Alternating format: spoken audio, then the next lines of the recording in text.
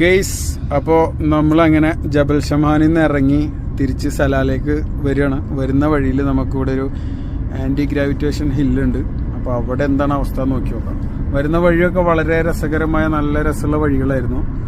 കൂടെ ഫ്രണ്ട്സ് ഉണ്ട്.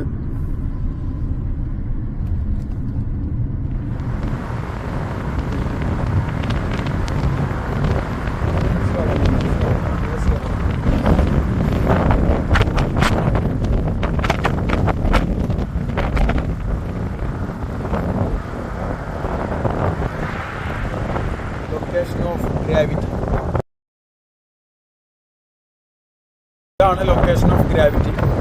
ഇവിടുത്തെ വണ്ടി കാലെടുത്തില്ലേ ഗൈസ്, വണ്ടി സ്ലോ റണ്ണിങ്ങിലാണ്.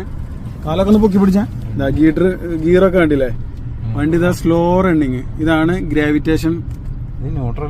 ന്യൂട്രലല്ലേ വണ്ടി. ഈ കയറ്റം കയറണം ആയിക്കോട്ടെ. ഇതൊരു കയറ്റമാണ് ഗൈസ്. വണ്ടി ഇപ്പൊ കയറ്റം കയറും. നമുക്കിത് പറഞ്ഞാൽ ശരിക്കും മനസ്സിലാവില്ല അതെങ്ങനെയാണെന്നുള്ളത്. കഴിഞ്ഞ പ്രാവശ്യം വന്നിട്ട് അങ്ങ് വണ്ടിയിൽ നിന്ന് ഇറങ്ങിയിട്ടൊക്കെ നോക്കിയതാണ്.